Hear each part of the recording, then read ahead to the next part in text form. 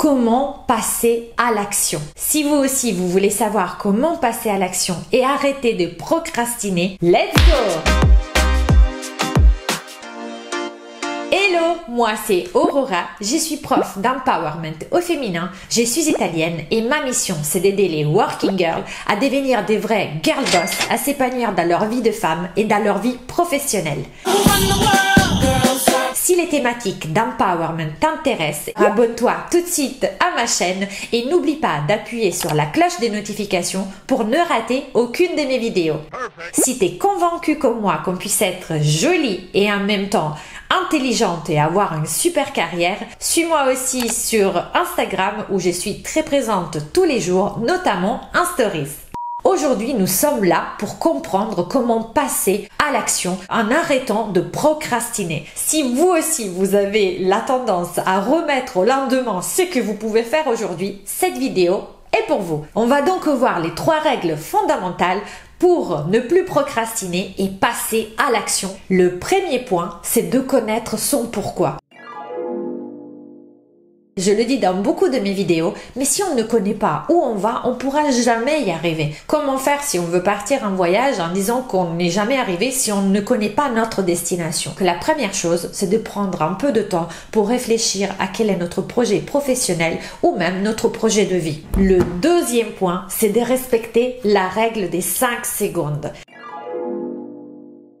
Si on se fixe un objectif, il y aura plein d'idées qui vont nous venir à l'esprit pour pouvoir les réaliser. C'est comme ça que nous sommes faits, notre cerveau va chercher la solution. Il y aura plein d'idées qui vont nous arriver dans notre tête et nous, on va tout de suite avoir envie de les implémenter. Mais on aura envie de les implémenter pendant 5 secondes. 5 secondes, c'est en effet le délai qu'il faut à notre cerveau pour nous envoyer tous les signaux négatifs, toutes les contraintes, les difficultés que on arrivera à voir si on se lance dans ce projet, si on passe à l'action. Si on laisse notre cerveau dépasser le délai de 5 secondes, on n'aura plus envie de le faire, on ne passera plus jamais à l'action car toutes les raisons pour lesquelles il ne faut pas le faire vont prendre le dessus. La règle des 5 secondes, ça veut dire tout simplement dès qu'on a une idée et qu'on peut l'implémenter, on va directement la réaliser. Si nous sommes en train de chercher de nouveaux clients et d'un coup on se rappelle qu'on avait un copain d'université ou un ex-collègue qui connaissait quelqu'un qui pourrait nous aider, on prend le téléphone dans les 5 secondes et on appelle notre ex-collègue. Si on attend 5 secondes, notre cerveau va nous dire « mais en fait tu vas pas l'appeler que pour ça ». Mais ça fait des années que tu ne l'appelles pas et là tu l'appelles pour lui demander une faveur. Ça ne se fait pas. Plein de contre-indications contre notre envie de passer à l'action vont nous empêcher justement de faire ce dont on avait eu l'idée. Pour ne plus être paralysé et passer à l'action et donc obtenir des résultats, il faut passer à l'action avant 5 secondes à partir du moment où on aura eu l'idée.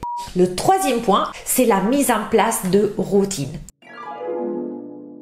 On ne peut pas faire confiance à notre motivation pour réussir à passer à l'action, car notre motivation est très fluctuante. Je vous fais un exemple. Si on s'inscrit à la gym, on va tout de suite être motivé, on va y aller et au bout de 3 semaines, on va pas avoir les résultats dont on rêvait parce que c'est un processus beaucoup plus long et on va laisser tomber car les bénéfices immédiats obtenus avec notre effort qui pendant peut-être 3 semaines a été constant n'est pas à la hauteur du résultat qu'on a pour le moment. C'est trop tôt pour obtenir ces résultats, mais notre cerveau va nous dire que le bénéfice n'est pas assez important et donc il va nous conseiller de laisser tomber parce que ça ne vaut pas le coup. On ne peut pas faire confiance à la motivation pour développer un business ou pour se réaliser en tant que femme. Il faut qu'on mette en place des routines, on va prendre notre objectif final, on va essayer de voir comment y arriver en le décortiquant en petites actions et ensuite on va mettre en place tous les jours des petites actions qu'on va appeler routines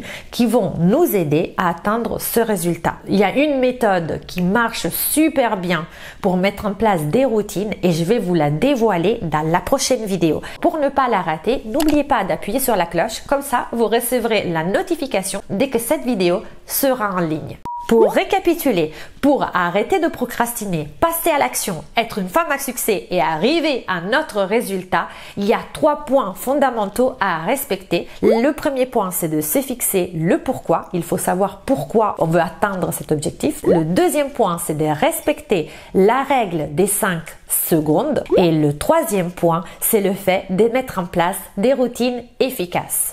Si cette vidéo t'a plu, mets-moi un pouce bleu pour m'encourager à produire du contenu. Suis-moi aussi sur LinkedIn où je vais faire un article pour relayer cette vidéo. Partage aussi avec d'autres girl boss qui voudraient arrêter de procrastiner et enfin passer à l'action pour avoir du succès dans leur vie. Écris-moi dans les commentaires aussi si tu as des astuces avec lesquelles tu as arrêté de procrastiner. Avant de vous dire au revoir avec un bisou, prima di dirvi ciao con un bacio, je vous dis alla prossima!